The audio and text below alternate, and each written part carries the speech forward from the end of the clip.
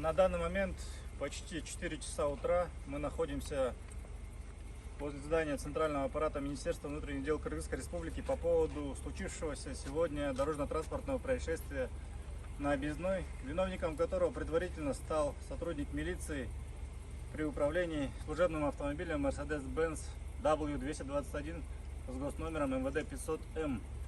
В салоне служебного автомобиля находились гражданские лица, что категорически запрещено законом. Также сотрудник милиции был предположительно в нетрезвом состоянии при управлении служебным автомобилем. Получается так, что при нынешней реальности никого не удивляет сам факт ДТП, совершенный сотрудником милиции. К этому уже все привыкли. Столько дорожно-транспортных происшествий, которые должны предотвращать сами сотрудники милиции, но реальность такова, как я уже сказал, что они сами часто бывают виновниками дорожно-транспортных происшествий, да еще и в нетрезвом состоянии. Здесь все собрались для того, чтобы как-то прекратить это все, дать начало, предотвращению подобных явлений. Мы все хотим порядка на дорогах, потому что в нашей стране люди гибнут как при военных действиях. Все эти люди собрались здесь не для того, чтобы взбудоражить общественность, либо дестабилизировать обстановку. Здесь собрались для того, чтобы закон работал. Макс, пару слов от тебя скажи. Или все? Все, он Вот все сказал. Здесь, получается, написали заявление на имя министра МВД. И все ребята, которые здесь находятся, расписались. И мы хотим, чтобы это дело не просто так остановили, замяли, там, закрыли, забыли. А мы хотим, чтобы такие случаи именно из органов внутренних дел, не только все госслужащие, которые нарушают закон, находясь особенно в нетрезвом состоянии, получали не только законную ответственность, а также моральную ответственность, так как такие сотрудники, как сегодняшний Нурлан, его зовут, он очерняет и бросает тень не только на себя, а на все органы, на всю милицию Кыргызской Республики и на все госслужащие нашей страны. Спасибо. Также хочу добавить то, что на данный момент местоположение предположительного виновника, то есть сотрудника милиции, неизвестно.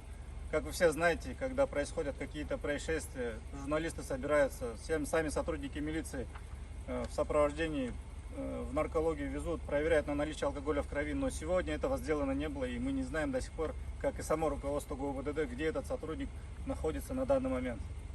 И еще, после ДТП, там получается две машины. Это сотрудник, который ГУВДД управлял машиной Mercedes МВД 500, да?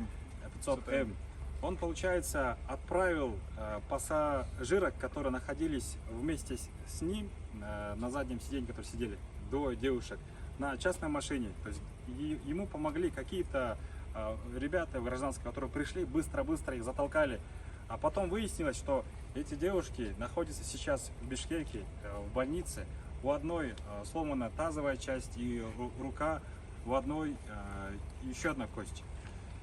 То есть должны были помочь, оказать медпомощь, отправить на скорую помощь, а нет. А чтобы замять это дело, они просто взяли и отправили. Также там ребята, когда убегали, этот сотрудник ГУВДД с гражданским, который был рядом, поймали их, привезли, и после этого они сели, якобы не уезжая никуда, в патрульную машину 233, это Чуйская ГУВДД, и под предлогом подвинуть машину с одной точки на другую, чтобы не мешать другим, они убежали, и тот сотрудник, который ему помог, он тоже должен быть наказан. Не только, а этот сотрудник, водитель, который в пьяном состоянии был в управлении и совершил ДТП, должен наказать его начальника, вплоть до начальника ГУВДД Азамата Исраилова. Потому что это не первый случай, когда сотрудники ГУВДД, либо там УПСМ, находясь в НС,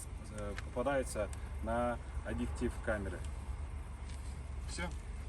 Все, ребята, барнеры, рахмат, что пришли, поддержали. Спасибо. Так, мы без пола. Я, Макс, снимаешь? Да, снимаю. Давай прямой эфир. Ты иди туда с ним. Это же сеть. Это что? Это, ну я